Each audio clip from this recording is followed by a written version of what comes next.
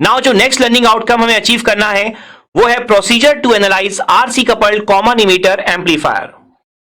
तो अब हम यहां पर प्रोसीजर डिस्कस करेंगे कि आप RC coupled common ammeter amplifier को कैसे एनालाइज करते हो।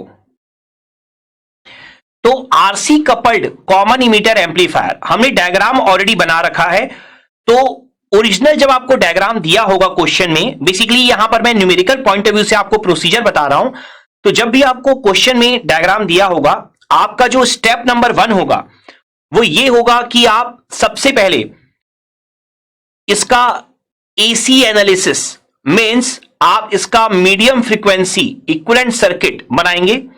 ठीक है, तो जो आपका स्टेप नंबर 1 होगा वो ये होगा कि draw medium frequency circuit BJT by H parameter model. तो बीजेटी को आप एच पैरामीटर मॉडल से रिप्लेस कर देंगे। एंड जो थर्ड स्टेप होगा उसमें आप क्या करेंगे, जो आपका वोल्टेज गेन करंट गेन है उन सब का आप कैलकुलेशन शो करेंगे। तो calculate AV AI R in R O. और जैसा हम जानते ही हैं कि इनके कैलकुलेशन के बाद आप नेक्स्ट कैलकुलेशन क्या कर सकते हैं, AVS AIS R in dash and R O dash. तो ये सारे कैलकुलेशन मैं ऑलरेडी आपको सिखा चुका हूं, आप प्रीवियस लेक्चर में देख सकते हैं। ये पूरे के पूरे 8 के 8 कैलकुलेशन हमने डिराइव किए हुए हैं। तो यहां पर अब हम क्या करेंगे, जो हमने अभी RC coupled common emitter amplifier का सर्किट देखा है उसे हम कन्वर्ट करेंगे मीडियम फ्रीक्वेंसी इक्विवेलेंट सर्किट में। तो medium frequency equivalent circuit basically frequency को आपको कंसीडर करना है, दैट मींस एसी एनालिसिस करना है, क्योंकि डीसी में तो आप फ्रीक्वेंसी को 0 ले लेते हैं। तो आपको जब मीडियम फ्रीक्वेंसी इक्विवेलेंट सर्किट में कन्वर्ट करना है तो उसके लिए आप क्या करेंगे, कैपेसिटेंसेस को जो हाई वैल्यूज रहेंगी कैपेसिटेंसेस की उनको क्या करेंगे, short circuit, that is CC CBC. और जो सीएसएच जो लो वैल्यू कैपेसिटेंस है उसको आप कर देंगे ओपन सर्किट। क्लियर अच्छे से। एंड जो नेक्स्ट पॉइंट होगा आपका, चूंकि आप यहां पर एसी एनालिसिस करने वाले हैं तो जो डीसी बाइसिंग सप्लाई होगी दैट इज वीसीसी, उसको आप क्या कर देंगे, ग्राउंड कर देंगे। ठीक है, तो यहां पर सबसे पहले हम ड्रॉ करने वाले हैं अब मीडियम फ्रीक्वेंसी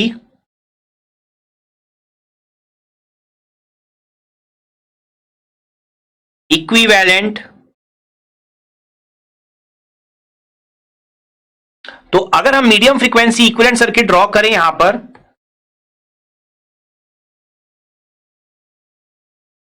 तो यहां पर जो सर्किट है हमारा ओरिजिनल, तो हमने यहां पर medium frequency equivalent circuit draw किया है। आप देखिए मैंने जस्ट वीसीसी को यहां पर ग्राउंड कर दिया है। ठीक है, क्योंकि वीसीसी डीसी सप्लाई है, अभी हम medium frequency that means AC analysis कर रहे हैं। तो यहां पर आप एसी एनालिसिस के रेस्पेक्ट में सर्किट ड्रॉ कर रहे हैं तो आपने वीसीसी को यहां पर ग्राउंड कर दिया। इसके अलावा अगर आप देखें तो जो कैपेसिटेंसेस थे सीसी सीबी और सीई उसे हमने शॉर्ट कर दिया और सीएसएच को हमने ओपन कर दिया। तो यहां पर हमने यहां पर medium frequency equivalent circuit draw किया है। आप देख सकते हैं कि हमने वीसीसी को ग्राउंड कर दिया है। बेसिकली हम एसी एनालिसिस परफॉर्म कर रहे हैं मीडियम फ्रीक्वेंसी, मतलब फ्रीक्वेंसी का इफेक्ट देख रहे हैं एसी एनालिसिस। तो वीसीसी आपका डीसी सप्लाई है, ग्राउंड हो जाएगा। इसके अलावा आप देखिए जो लार्ज वैल्यू कैपेसिटेंस थी जैसे कि सीसी सीबी और सीई, उन्हें हमने शॉर्ट सर्किट कर दिया और सीएसएच को हमने ओपन सर्किट कर दिया। इसके बाद अगर आप देखेंगे तो आरएल के अक्रॉस जो कि लोड रेजिस्टेंस है उसके अक्रॉस हम क्या ले रहे हैं, आउटपुट ले रहे हैं। इसके अलावा अगर आप एक और पॉइंट देखेंगे तो आरई रेजिस्टेंस को हमने रिमूव कर दिया है। उसका रीजन क्या है, जो आरई रेजिस्टेंस है उसके पैरेलल में था आपका सीई। चूंकि सीई को आपने शॉर्ट किया है तो शॉर्ट सर्किट के पैरेलल में जो भी रेजिस्टेंस रहेगा वो एलिमिनेट हो जाएगा। नेटवर्क थ्योरी का बेसिक कंसेप्ट है ये। तो हमने आरई को यहां पर एलिमिनेट कर दिया, शॉर्ट कर दिया। शॉर्ट सर्किट के पैरेलल में कोई भी रेजिस्टेंस रहेगा वो शॉर्ट हो जाएगा। क्लियर अच्छे से। तो इस तरीके से हमने अपना इक्विवेलेंट सर्किट ड्रॉ किया है। अभी हमें क्या करना है, इस इक्विवेलेंट सर्किट को रीड्रॉ करना है, अरेंज करना है थोड़ा सा। जो ग्राउंड वाले पॉइंट है उनको एक साथ कर देना है। तो इस सर्किट को अगर हम थोड़ा सा रीअरेंज करें तो आप देख सकते हैं कि बीजेटी का डायग्राम तो बिल्कुल सेम रहेगा आपका, जो बीजेटी है सिंबल आप वही यूज करेंगे। लेकिन अगर आप देखें यहां पर जो R1 और R2 है, बेसिकली आप देख सकते हैं R1 जो है वो आपका ग्राउंड और बेस के बीच में कनेक्टेड है। आप देखिए VCC को आपने ग्राउंड कर दिया है, तो ग्राउंड और बेस के बीच में आपका कनेक्टेड है R1 और ग्राउंड और बेस के बीच में ही कनेक्टेड है R2। तो R1 और R2 दोनों ही ग्राउंड और बेस के बीच में कनेक्टेड है। तो बेसिकली अगर दो रेजिस्टेंस के दोनों पॉइंट सेम हो तो वो पैरेलल में हो जाते हैं। तो यहां पर R1 और R2 पैरेलल में हैं, तो और वो किसके बीच में है? वो है आपके ग्राउंड और बेस के बीच में। तो आप यहां पर R1 और R2 को नाम दे देंगे RA, ठीक है। तो आप नीचे यहां पर शो कर देंगे RA is equal to R1 parallel R2, basically biasing resistance जो हमने प्रीवियस लेक्चर में भी कंसीडर किया है। इसके बाद आप देख सकते हैं कि RS कनेक्टेड है बेस से ही और RS के साथ आपका कनेक्टेड है VS। तो RA हमने R1 पैरेलल R2 को लिया, उसके बाद हमने RS और VS शो कर दिया जो कि बेस से ही कनेक्टेड है। इसके बाद अगर आप देखें तो जो आपका कलेक्टर है, ये रहा आपका कलेक्टर। तो कलेक्टर से ग्राउंड के बीच में आप देखिए RC कनेक्टेड है और कलेक्टर से ही ग्राउंड के बीच में आपका RL कनेक्टेड है, ठीक है। तो आप इसे इस तरीके से कर सकते हैं, कलेक्टर से ग्राउंड के बीच में RC और RL दोनों कनेक्टेड है, तो इसे आप क्या लिख सकते हैं? RL dash. Basically RL dash क्या हो जाएगा आपका? RC parallel RL। क्लियर? इसके अलावा अगर आप देखें जो इमीटर है वो डायरेक्टली ग्राउंड है और उसे डायरेक्टली ग्राउंड होना ही था क्योंकि आप कॉमन इमीटर पढ़ रहे हैं। कॉमन इमीटर में इमीटर क्या होता है आपका? ग्राउंड होता है। तो आपने देखिए आपने R1 R2 को लिख लिया RA, आपने RC पैरेलल RL को लिख लिया RL डैश। तो आपने सारी की सारी चीजें यहां पर शो कर दी हैं और RL डैश के अक्रॉस ही आप क्या कैलकुलेट करेंगे? V0। तो ये आपका ओवरऑल सर्किट बन गया है medium frequency equivalent circuit. Clear? तो ये जो आपने मीडियम फ्रीक्वेंसी इक्विवेलेंट सर्किट बनाया है, इसमें आपको मेंशन कर देना है कि RA क्या है आपका? R1 पैरेलल R2 और RA को हमने बाइसिंग रेजिस्टेंस बोला है। मैं एक बार रेकमेंड करूंगा कि आप प्रीवियस लेक्चर में जो हमने H पैरामीटर का यूज करके कैलकुलेशन किया है उसे एक बार आप देख लीजिए, बिल्कुल सेम डायग्राम आपका बना था वहां पर। इसके अलावा जो RC है वो बेसिकली आपका RB है, ये भी आपका क्या था? बाइसिंग रेजिस्टेंस था। इसके अलावा यहां पर जो आपका RL डैश है वो क्या है? RC पैरेलल RL, जैसा हम लोगों ने देखा भी हुआ था। RB पैरेलल RL, इसको हमने RL डैश नाम दिया था। तो RC आपका बेसिकली क्या है? Output biasing resistance. जो भी RL के पैरेलल आएगा वो आपका बाइसिंग रेजिस्टेंस होगा। और एक और पॉइंट ध्यान रखना है, अगर हम कभी थ्योरी में बेस रेजिस्टेंस यूज करेंगे तो उसे हम R कैपिटल B से शो करेंगे। तो आपको R स्मॉल b और R कैपिटल B में कभी कंफ्यूज नहीं होना है। R कैपिटल B मैं बेस रेजिस्टेंस के लिए यूज करूंगा अगर कभी जरूरत पड़ी तो, और जो R स्मॉल b है वो biasing resistance, basically output biasing resistance के लिए मैं यहां पर यूज करूंगा। क्लियर? सो इस तरीके से आप यहां पर सारी चीजों को अंडरस्टैंड कर सकते हैं। इसके बाद जो नेक्स्ट स्टेप है आपका medium frequency AC equivalent circuit बना लेने के बाद नेक्स्ट स्टेप आपको करना है यहां पर कि आपको H पैरामीटर मॉडल से रिप्लेस करना है BJT को।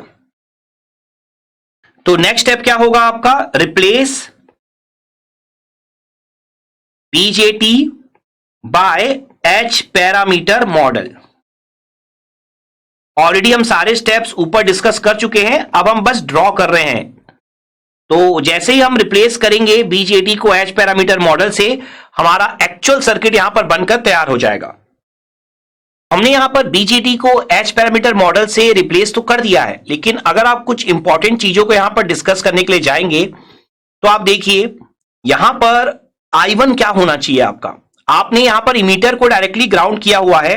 अगर आप I1 को देखें या I1 को समझें तो चूंकि आपने यहां पर इमीटर को ग्राउंड किया है इसलिए आपका जो बेस है वो इनपुट है, बेसिकली जो V1 I1 होता है वो क्या होता है, मैंने आपको बहुत डिटेल में समझाया प्रीवियस लेक्चर में। V1 I1 शो करता है इनपुट वोल्टेज और इनपुट करंट को, V2 I2 शो करता है आउटपुट वोल्टेज और आउटपुट करंट को। तो यहां पर चूंकि बेस इनपुट होगा आपका, तो इनपुट करंट क्या होगी आपकी, IB हो जाएगी, और इनपुट वोल्टेज आपका एक तरह से VB हो जाएगा। क्योंकि आपका बेस यहां पर इनपुट होगा तो इनपुट करंट क्या हो जाएगी आपकी, IB हो जाएगी, और इनपुट वोल्टेज क्या हो जाएगा, VB हो जाएगा। तो VB को अगर मैं V1 ही रहने दूं, तो आपको यह पॉइंट ध्यान में रखना है, करंट्स यहां पर ज्यादा इंपॉर्टेंट होती है। BJT is a current control device, ये पॉइंट आपको ध्यान रखना है। तो करंट आपको बिल्कुल सही नोटेशन यूज करने हैं। तो IB आप यहां पर शो करेंगे।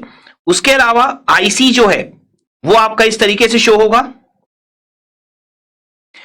तो यहां पर आप क्लियरली देख सकते हैं कि जो I1 है वो बेसिकली क्या है, IB है। मेनली अगर आप यहां ध्यान से देखें तो ये वाला जो टर्मिनल है ये वाला आपका बेस टर्मिनल होगा, ये वाला जो टर्मिनल है ये कलेक्टर होगा, और जो ये वाला टर्मिनल है वो क्या है आपका, एक तरह से इमीटर है। तो ये इमीटर, बेस और कलेक्टर ये बेसिकली है आपके, और आपने बीजेटी को इस तरीके से एच पैरामीटर मॉडल के फॉर्म में रिप्लेस किया है। तो अगर आप इस सर्किट को ध्यान से समझेंगे तो आपको I1 भी बहुत अच्छे से क्लियर होगा। आपको बस हमेशा एक बात ध्यान रखनी है कि जो भी आप कॉमन करते हैं उसको आपको ग्राउंड कर देना है। अगर आपने इमीटर को यहां पर ग्राउंड किया है तो जो V1 I1 है बेसिकली वो बेस वोल्टेज और बेस करंट है, और जो V2 I2 है वो कलेक्टर वोल्टेज और कलेक्टर करंट है। ये पॉइंट आपको हमेशा ध्यान में रखना है। अगर मैं ओवरऑल फॉर्मुलेस की बात करूं यहां पर, तो ओवरऑल फॉर्मुलेस जो हैं वो ऑलरेडी आप स्टडी कर चुके हैं। हमने सेम सर्किट के लिए, अगर आप प्रीवियस लेक्चर ओपन करके देखेंगे तो हमने सेम सर्किट के लिए सारे के सारे फॉर्मूले डेवलप किए हैं। AI, AV, RIN, RO, AIS, AVS, RIN dash और RO डैश। तो पूरे के पूरे फॉर्मूले एज इट इज आपको यूज करने हैं। तो ये आपका एच पैरामीटर मॉडल के थ्रू इक्विवेलेंट सर्किट होता है बीजेटी का। तो आई होप ये RC coupled common emitter amplifier को आप कैसे एच पैरामीटर मॉडल वाले इक्विवेलेंट सर्किट में आप कन्वर्ट करोगे, आपको यहां पर बहुत अच्छे से ये पॉइंट क्लियर हो गया होगा। और ये जो थर्ड लर्निंग आउटकम है, procedure to analyse RC coupled common emitter amplifier, ये भी आपने यहां पर बहुत अच्छे से अचीव कर लिया होगा। Let's have a quick knowledge check.